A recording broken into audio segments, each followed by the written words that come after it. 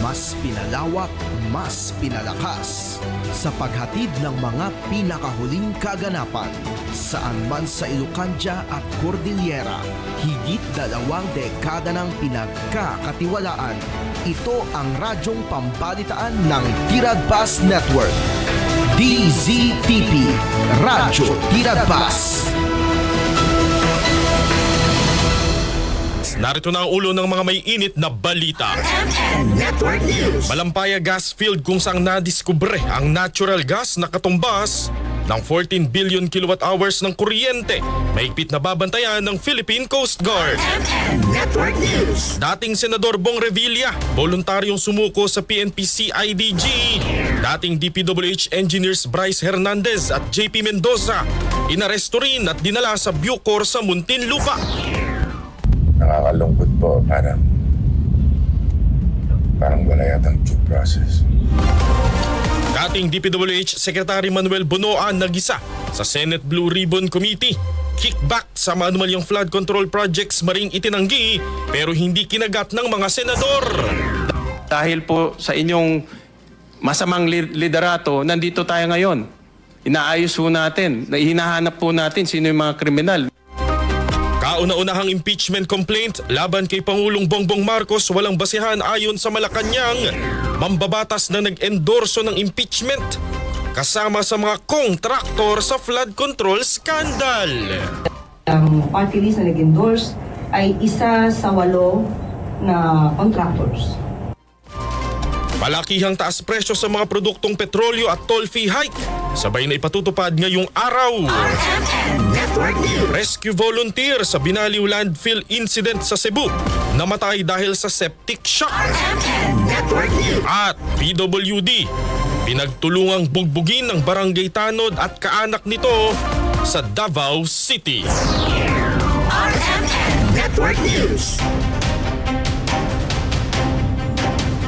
Tayo po ay live ding napapanood sa RMN Network News PH sa YouTube. Hanapin lamang po sa YouTube, RMN Network News PH. 7:04 ang oras ngayon mga kasama.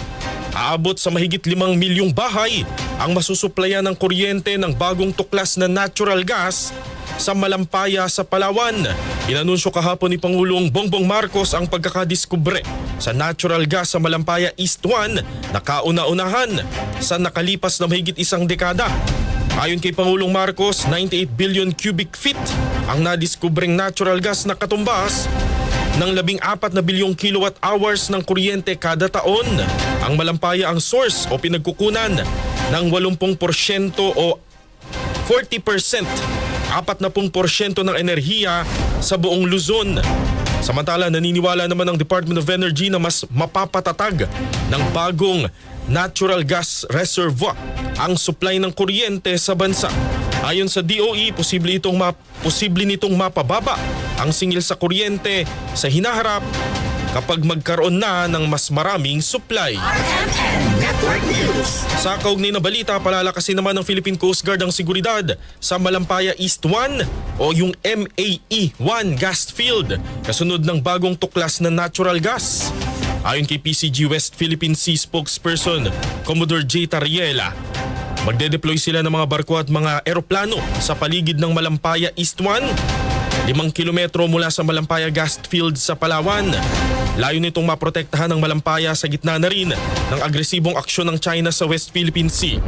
Target din ng Pilipinas na makadiskubre pa ng mga bagong reservoir ng natural gas sa Camago at bagong Pag-asa wells sa ilalim ng Malampaya Phase 4 drilling campaign. Atensyon naman sa mga motorista, mga tsuper. Epektibo na po ang big time oil price hike ngayong araw. Alam nyo kung magkano? 2 piso ang dagdag sa presyo sa kada litro ng diesel. Habang piso naman ang taas sa gasolina. 1 peso and 50 centavos naman ang taas presyo sa kada litro ng kerosene. Ito na po ang ika-4 na magkakasunod na linggong nagpatupad ng dagdag presyo ang mga kumpanya ng langis sa kanilang produktong petrolyo. Epektibo na rin ngayong araw ang dagdag singil naman sa toll sa North Luzon Expressway, NLEX. Sa abiso ng NLEX Corporation para po sa mga dadaan sa ilalim ng open system o ang Balintawak, Caloocan, Mindanao Avenue hanggang sa north of Marilao, tataas po ng 6 na piso. Ang toll sa Class 1, 12 pesos sa Class 2, 16 pesos naman sa Class 3 vehicles. Magtataas din ng toll rate sa closed system. Ito ho yung north of Marilao hanggang sa Santa Ines, Mabalacat City sa Pampanga. Kada kilometro para po sa Class 1, 26 centavos, 65 centavos naman sa Class 2, 78 centavos sa Class 3. Sa Subic Tipo naman, may toll hike din na 3 piso sa Class 1, 6 na piso sa Class 2, 7 piso naman sa Class 3.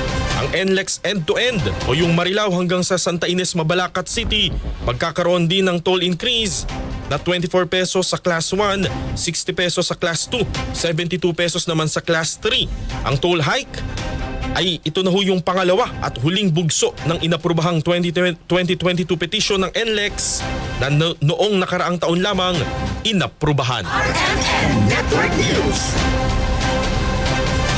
RMN Tutok Bulkan. Ang bulkang Mayon po ay nagpapatuloy sa pagbuga ng lava. Kasama natin sa balita si Radyoman Leo Barceliano ng RMN Legazpi. Dalawang bayan at isang lungsod ang tinutumbok ng lava mula sa dark lava dome ng pyroclastic material Destiny Current at rock fold.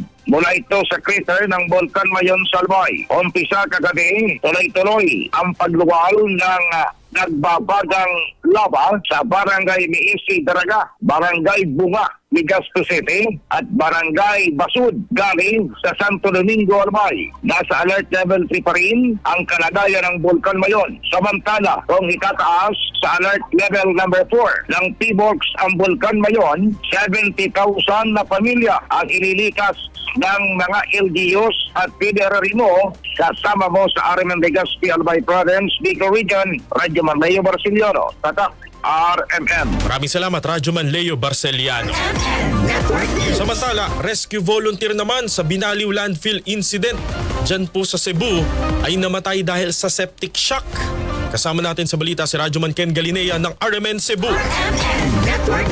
Isang 50 anyos na rescue volunteer na tumulong sa paghahanap sa mga namising matapos ang landslide sa landfill sa Binaliw ang namatay na magkaranas ito ng septic shock dahil sa naimpeksyon na sugat nito sa kanyang paa. Ito ang kinumpirma ni Cebu City Councilor Dave Tumulak na siyang chairman ng Cebu City Disaster Risk Reduction and Management Council. Ayon kay Tumulak, base sa medical findings, ang dahilan ng kanyang pagkamatay ay septic shock secondary to a severe wound infection. Napag-alaman mula sa kanyang pamilya na naka-assign ang naturang rescue volunteer sa ground zero ng ilang mga araw. Dagdag pa ni Tumulak na inaantay na lang nito ang mga dokumento mula sa pamilya upang mabigyan ng tulong ang kanyang pamilya mula sa lokal na pamalaan sa lungsod ng Cebu. Matatandaan na umabot sa 36 ang namatay habang may 18 naman ang nasugatan sa naturang insidente. Kasama mo sa DYHP, Arimen Cebu, Radyoman Ken Galinea, Tatak, Arimen. Network News. Sa iba pang mga balita mga kasama, nanindigan si dating Senador Bong Revilla na inosente siya sa kinakaharap na kasong malversation kaugnay ng ghost project sa Pandi, Bulacan. Kagabi nang sumuko si Revilla sa PNP-CIDG matapos na maglabas ng warrant of arrest ang Sandigan Bayan, agad siyang isinailalim sa booking at documentation procedure. At bago sumuko, naglabas ng sama ng loob si Revilla. Iginit niya na tila walang due process ang nangyari sa kanya kasabay ng panawagan na siya ay ipagdasal. Sa kabila nito, walang takot umanong haharapin ng dating senador ang kanyang kaso. Nakakalungkot po, parang wala yatang due process. Pero gano'n pa man, haharapin ko to ng walang takot. At alam kong hindi ako papabayaan ng Diyos dahil wala po akong kasalanan dito. Yan po si dating Senador Bong Revilla. Nadawit si Revilla sa issue matapos ang aligasyon na tumanggap siya ng kickback kapalit ng pag-endorso sa mga flood control project. RMN Network News. Dinala na sa Bureau of Correction sa Muntinlupa City sina dating Bulacan 1st District Engineers Bryce Hernandez at JP Mendoza. Kabilang sina Hernandez at Mendoza sa 7 iba pa, nakasama rin si dating Senador Bong Revilla na ipinaaresto ng Sandigan Bayan 3rd Division sa kasong malversation kaugnay ng 92.8 million peso ghost flood control project sa Pandi, Bulacan. Kasalukuyang dumadalo sa pagdinig ng Senate Blue Ribbon Committee sina Mendoza at Hernandez nang isilbi sa kanila ang warrant of arrest. 7:47 kagabi nang pansamantalang suspindihin ng Senado ang pagdinig at pinayagan ni Senate President Vicente Tito Soto III na isilbi ang arrest warrant. Agad namang ineskorta ng NBI ang dalawa palabas ng Senado at dinala sa NBI office sa Pasay City. Sinailalim ang mga ito sa booking procedure sa loob ng NBI Organized and Transnational Crime Division bago dalhin sa Muntinlupa. Noong Setyembre ng nakarang taon nang ma-cite in contempt ng Blue Ribbon Committee sina Hernandez at Mendoza. RMN Network News. Sa kaugnay na balita, dating Bulacan DPWH officials na sina Bryce Hernandez at JP Mendoza dadalhin po sa Sandigan Bayan ngayong araw matapos na magpalipas ng gabi sa kulungan. Kasama natin sa balita si Radyoman Chill Emprido. Chill! RMN Network News. Radyoman Sander, maganda umaga. Kinumpirma nga ng National Bureau of Investigation o NBI na ngayong araw o bago magtanghali ay nakatakdang dalhin sa Sandigan Bayan sina dating DPWH officials Bryce Hernandez, JP Mendoza, Juanito Mendoza at Engineer Domasig. Ito'y matapos maglabas ng warrant of arrest at full departure order ang Sandigan Bayan 3rd Division laban sa mga ito sa kasong graft at malversation kaugnay sa Ghost Flood Control Project sa Pandi, Bulacan. Sinabi sa DZXL-RMN Manila ni NBI spokesperson Palmer Malyari na buong gabi naayos ang booking procedure at medical examination para sa dating DPWH District Engineer. Ani Malyari ang paghahanda rin kasi ng return of warrant ay inaabot ng ilang oras kung kaya ngayong araw ito nakatakdang dalhin sa Sandigan Bayan. Pasado alas 8 kagabi nang arestuhin ng mga tauhan ng NBI sa kanilang detention sa Senado, sina Hernandez, Mendoza at Domasig. Ang mga dating Bulacan DPWH officials ay 4 na buwan nang nakakulong sa Senado matapos na ma-cite in contempt dahil sa pagsisinungaling o hindi pagsasabi ng totoo sa nagpapatuloy na investigasyon sa flood control anomaly. Naharap sa kasong malversation ng mga DPWH officials kaugnay na umano'y 92.8 million pesos na flood control project sa Pandi, Bulacan. Kasama mo sa DZXL-RMN Manila, Radyoman Chill Emprido, sa Talk RMN. At abangan niyo po si Radyoman Chill Emprido sa pagsubaybay dyan po sa paglilipat o yung pagdaluho nila Hernandez sa Sandigan Bayan. Tama, Chill, no? Susundan mo ito. Antabayanan po ang coverage ng RMN. RMN Network News. Nagisa sa pagdinig ng Senate Blue Ribbon Committee si dating DPWH Secretary Manuel Bonoan dahil sa kanyang umano'y kapabayaan sa ahensya. Kasunod dito ng umano'y sadyang pagsusumite ni Bonoan ng mga maling grid coordinates, mali raw ho yung lugar para mapagtakpan ang mga anomalya sa flood control. Una nang naungkat na nasa 337 sa 416 na mga hinihinalang ghost flood control projects ang mayroong mali-maling grid coordinates. Paliwanag ni Bonoan dahil sa kakulangan ng oras ay isinumite na lang niya sa Pangulo ang datos na ipinasa ng kanyang mga tauhan at wala raw siyang intensyong iligaw ito. On August 4 of 2025, we submitted the list of projects numbering, I think, about 9,856,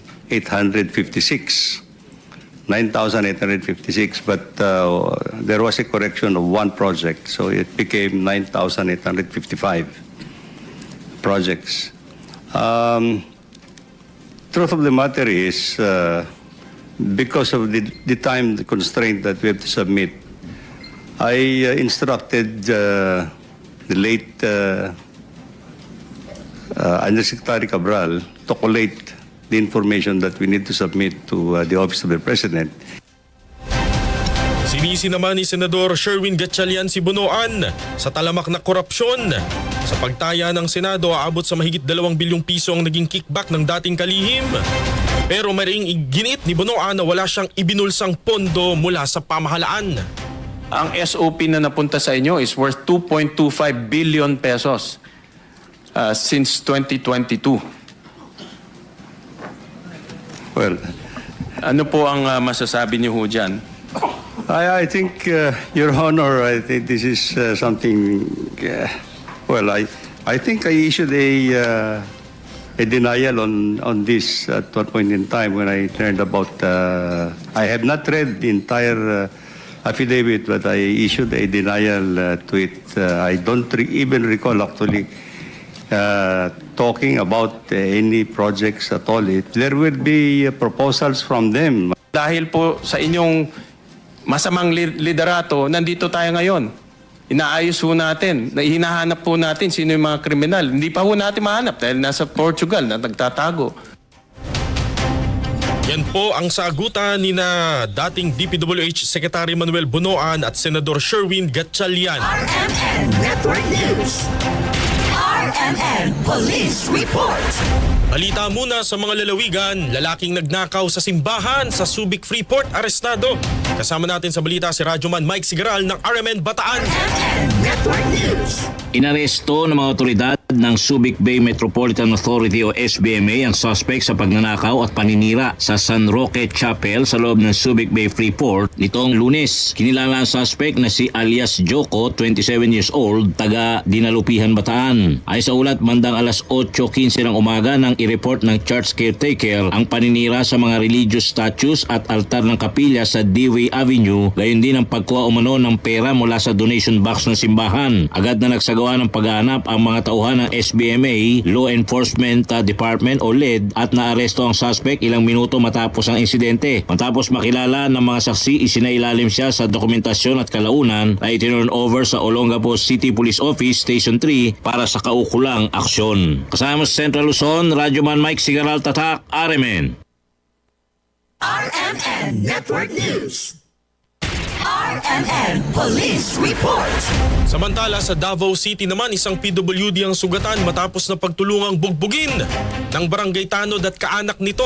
Kasama natin sa balita si Radyoman Leo Batulayan ng RMN Davao. RMN Network News. Binato at hinampas ng batuta ng isang barangay Tanod at kaanak ang kapitbahay nitong isang person with disability o PWD sa Matina, Pangi, Davao City nang dahil lang sa hindi pagkakaintindihan. Sa report na natanggap ng DXDC RMN Davao mula DCPO, nakilala ang biktima na si alias Manman, 48 years old, lalaki, at ang government official na suspect na si alias Ray, 66 years old, na pawang residente ng nasabing lugar. Base sa paunang investigasyon, napag-alamang nagalit umano ang suspect matapos itong hindi pansinin ng biktima nang kumprontahin kaugnay ng narinig na alegasyong pagbabanta. Dahil dito, binalikan ng suspect ang biktima kasama ang tatlo nitong kaanak, dala ang kutsilyo, batuta at bato. Natamaan umano sa ulo ang biktima nang batuhin ito dahilan upang tumakbo at magtago ito sa kanyang pamamahay. Nang dahil sa takot, kumuha siya ng ice pick at nasaksak sa dibdib ang suspect nang nagtangka pa itong atakihin ang biktima. Patuloy namang nang bato ang mga kaanak ng suspect dahilan upang magtamo pa ng karagdagang sugat sa iba't ibang bahagi ng kanyang katawan ang biktima. Mabilis naman nagsagawa ng hot pursuit operation ng mga otoridad at nahuli ang suspect. Samantala, patuloy pa rin pinaghahanap ang nakatakas nitong mga kaanak. Kasama mo sa DXDC RMN Davao, Radyoman Leo Batulayan, Tatak, RMN. Abangan sa aming pagbabalik, party list na nag-endorso sa impeachment complaints laban kay Pangulong Bongbong Marcos, isa sa mga kontraktor umano na binanggit sa flood control investigation ng ICI. Yan at marami pang mga balita sa pagbabalik ng RMN Network News.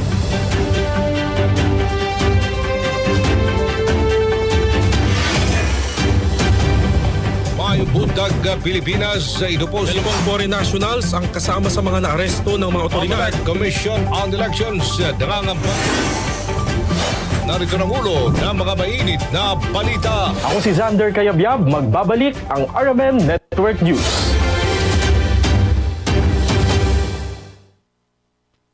Mabilis ang daloy ng mga impormasyon mula sa mga naririnig, napapanood o nababasa. Chances are, may lalabas dyan na detalyeng liku-liko na nagpapanggap bilang credible news. Teka, ayaw natin yan. At ito ang dahilan kung bakit mahigit 7 dekada nang narito ang Radio Mindanao Network upang ipagpatuloy ang tungkulin mula noon hanggang ngayon na mangalap ng mga impormasyong kumpirmado at totoo. Maging mapanuri ang balitang walang basihan, huwag basta paniwalaan, huwag magpalinlang. Siguraduhin verified ang balitang sinusundan, kaya tutok lang. Dahil sa RMN News, ang mga balitang budol hindi pinapalusot. RMN Network News.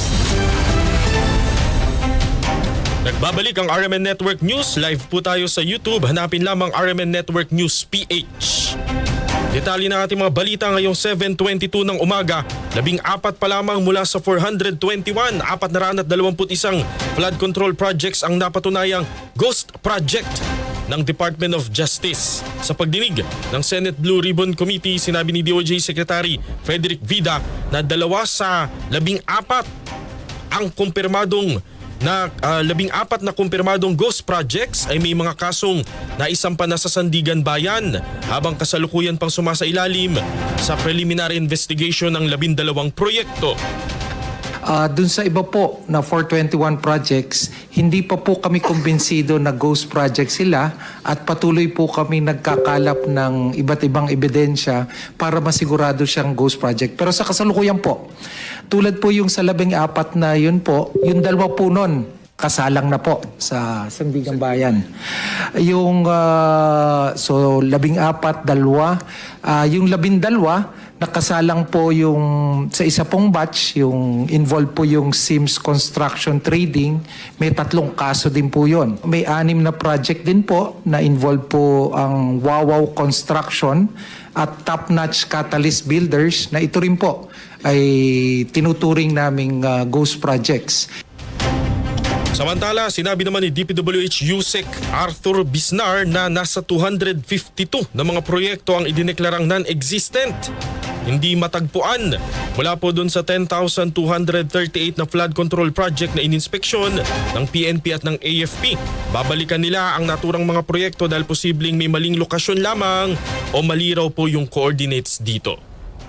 Out of the 30,000 flood control projects po, from 2016 to 2025, ang na-inspect na po ng AFP, PNP is 10,238. Dahil po dito sa development po na to na most likely maling location ang napuntahan nila, then we have to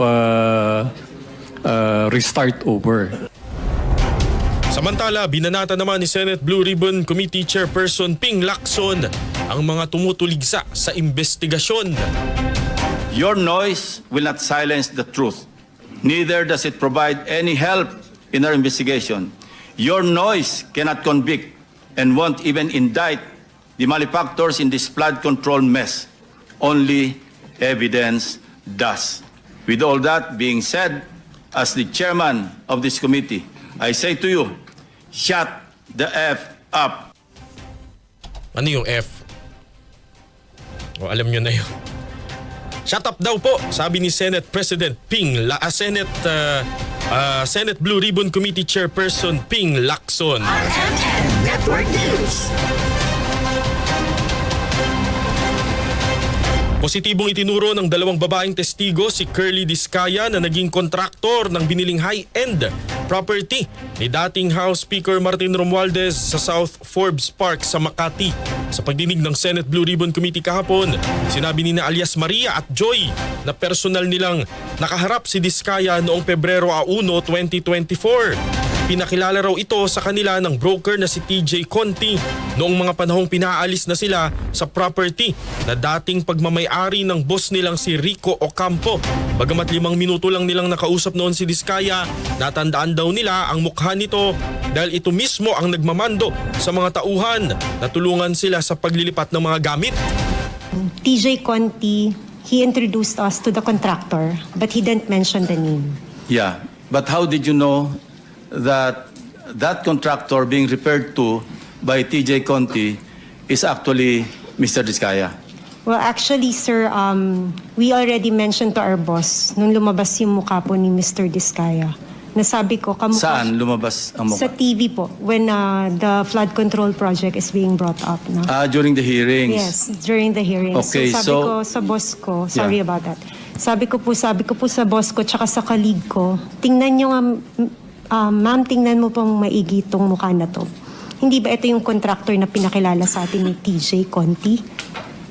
And then we both agreed na siya nga. And then February 2, medyo nagtagal po kasi nakiusap na nga kami na we really cannot matanggal lahat ng mga gamit dahil sa sobrang dami. And he also mentioned to us na contractor ako dito eh. Meron din kaming deadline. And then we both asked baka pwede po namin pakiusapan yung may-ari, yung bagong nakabili ng bahay. And then he also mentioned that si Romualdez ang nakabili. Pariin naman itong itinanggi ni Diskaya at giniit na hindi pa siya kailanman nakakapasok sa Forbes Park. Your Honor, gusto ko po sanang ma-identify. Hindi pa po ako nakakap sa Forbes Park. Hindi ko pa nga alam kung ano mga uri ng mga bahay meron doon. So, malabong-malabo po talaga at wala po akong inuutusan na kahit sinong broker kasi takot po akong bumili sa mga lugar na yun. Ang kaya ko lang bilhin po ng mga lupa sa lugar lang po ng mga Pasig na hindi ganun kamahal ang presyo ng lupa. Si Curly Diskaya. RMN Network News. Kampo ni dating House Speaker Romualdez itinanggi ang paratang ng mga testigong humarap sa hearing ng Senate Blue Ribbon Committee. Kasama natin sa balita si Radyoman Grace Mariano. RMN Network News. Mariing itinanggi ni Attorney Ade Fajardo ang mga aligasyong inilahad sa pagdinig ng Senate Blue Ribbon Committee ng mga testigong sina Joy at Maria laban kay dating House Speaker Ferdinand Martin Romualdez. Sa hearing ng Senado ay sinabi ni Joy at Maria na humarap sa kanila noon ang contractor na si Curly Diskaya at sinabing si Romualdez ang bumili ng isang bahay sa South Forbes Park. Sina Joy at Maria ay nagtatrabaho noon sa isang Rico Ocampo na dating tenant sa nabanggit na bahay na anilay binili ni Romualdez noong April 2023. Git ni Fajardo, imposible ang kwento ni Joy at Maria dahil base sa sinumpaang pahayag ni Diskaya ay hindi pa siya nakapasok sa naturang bahay sa South Forbes Park kaya malabong nakausap niya at nagbigay pa siya ng instructions sa naturang mga testigo o sa sino man. Di ni Fajardo ang paratang ni Joy at Maria ay gawa-gawa lamang, hindi suportado ng anumang dokumento at ebidensya. Katwiran pa ni Attorney Fajardo, ang pangalang Martin Romualdez ay wala sa mga deed, contract o payment record na konektado sa nabanggit na property. The allegations aired in the Senate are logically and physically impossible. Curly Diskaya testified under oath that he has never entered South Forbes Park, making it impossible for him to have approached anyone there or issued any instruction.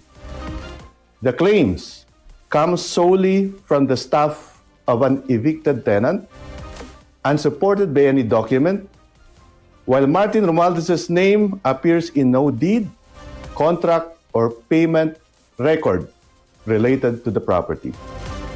There is no evidence, only hearsay and possibly perjured statements, and therefore nothing to answer.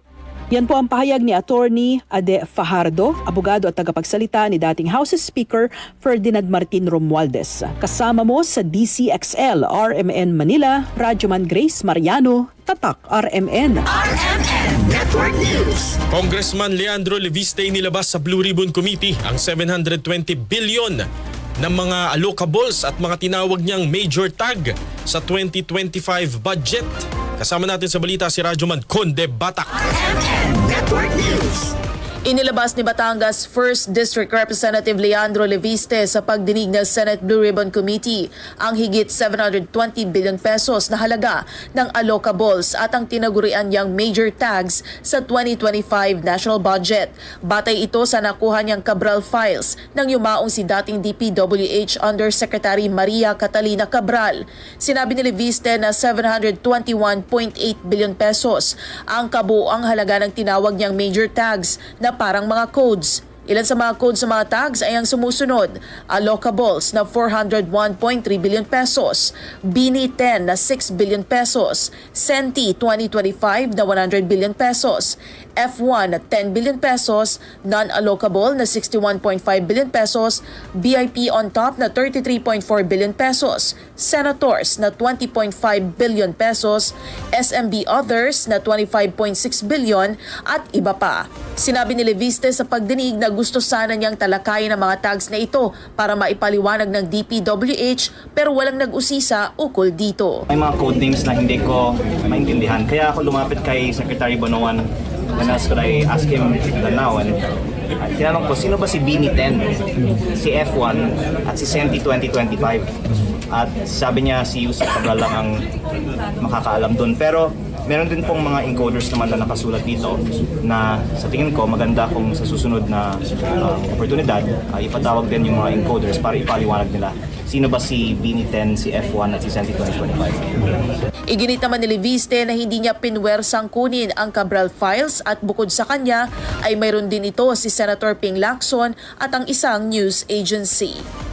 Kasama mo sa DZXL RMN Manila, Radyo Man Conde Batak, Tatak, RMN. RMN Network News. Sa iba pang mga balita, pagpapagawa ng flyover sa Pavia, Iloilo tatapusin bago ang Pasko. Ayon po yan kay DPWH Secretary Dizon. Pasko ngayong taon. So sa December. Radyoman Linet Yulatriz ng RMN Iloilo.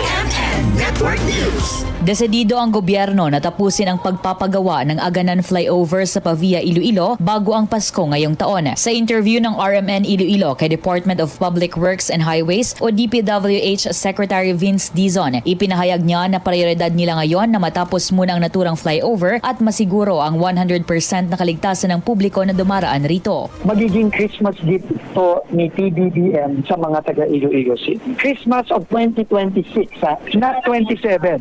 Para clear yan. The President has instructed me to finish this year. Ito ang directive ni PBBM na all over the country, yung mga project kamukha ng Aganan Flyover na matagal nang walang nangyayari, hindi natatapos, tapusin na natin. Pero para sa akin, ang pinaka-importante, safety. And yun nga, nakita natin yung problema sa Ungka na rumurubog and merong suspetsya na yung problema sa Ungka, ganun din ang problema dito. So, para sa akin, kailangan natin tapusin ito ng mabilis, pero we have to make sure na safe. Si Secretary Vince Dizon ng DPWH, anya, tinitingnan nila na mag-hire ng foreign consultant na magbibigay ng second opinion sa kung ano ang nararapat na gawin sa flyover at kung maayos na ito, uumpisahan naman ang pinal na konstruksyon ng proyekto sa kalagitnaan ng buwan ng Pebrero. Kasunod nito, sinisiguro rin ni Dizon na may imbestigahan ng ahensya kung ano ang nangyari sa naturang proyekto at sa Ungka Flyover dahil nagdudulot ito ng dagdag na gastos na hindi naman kinakailangan kung nagawa ito ng maayos. Sinabi pa ng opisyal na kung kinakailangan na kasuhan ang mga mapapatunayang may sala sa pagpapagawa ng nasabing flyovers, kakasuhan ito ng gobyerno. Kasama mo sa DYRI RMN Iloilo, Radyoman Leneth Fernandez Yulatriz,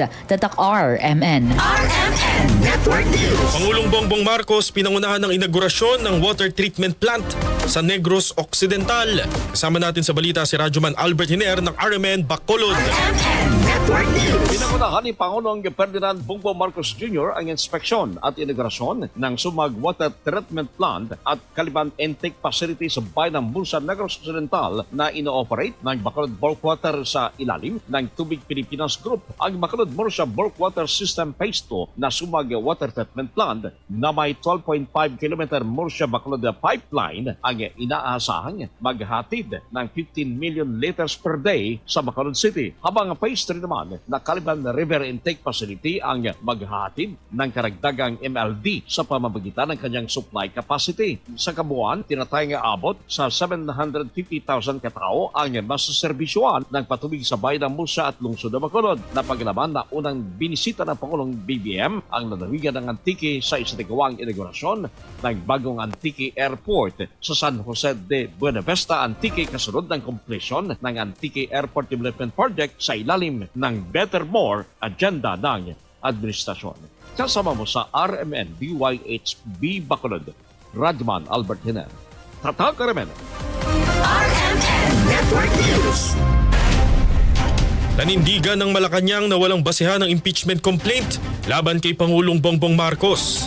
Inihain kahapon ang impeachment complaint sa Kamara ng isang attorney Andre De Jesus at inendorso ni Pusong Pinoy Party List Representative Journey Jet Nisay. Ilan sa mga batayan ng reklamo ang umano'y pagpapadukot kay dating Pangulong Rodrigo Duterte, paggamit ng Pangulo ng illegal na droga at hindi nito pagveto o pagbasura sa unprogrammed appropriations sa mga nagdaang budget.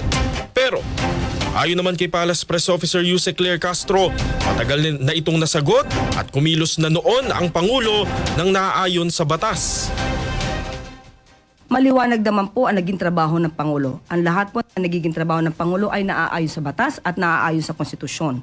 Kung pag-uusapan natin yung sinasabing kidnapping ng dating Pangulong Duterte, ito ay sinasabi nating case of first impression. So wala pa pong nadidesisyonan patungkol dito sa ganitong klaseng impression or rather case at sitwasyon. Kaya masasabi po natin na wala pa pong basehan sa ngayon. Ganito rin ang naging pahayag ni House Speaker Faustino Boji-D na nagsabing walang sapat na batayan ang reklamo. Samantala, kaduda-duda naman para kay House Senior Deputy Minority Leader Edgar Erice ang inihaing impeachment complaint dahil kulang ito sa form at substance. RMN Network News. Party list na nag-endorso sa impeachment laban kay Pangulong Bongbong Marcos isa umano sa mga kontraktor na binanggit sa flood control investigation ng ICI. Kasama natin sa balita si Radyoman Chanel Salazar. RMN Network News. Hindi pa matukoy ng Malacanang ang malinaw na intensyon o motibo sa likod ng isinampang impeachment complaint laban kay Pangulong Ferdinand Marcos Jr. Ayon kay Palace Press Officer Claire Castro, hindi pa nila nakikita ang opisyal na kopya ng reklamo kaya hindi pa makapagbibigay ang palasyo ng tiyak at detalyadong tugon tungkol dito.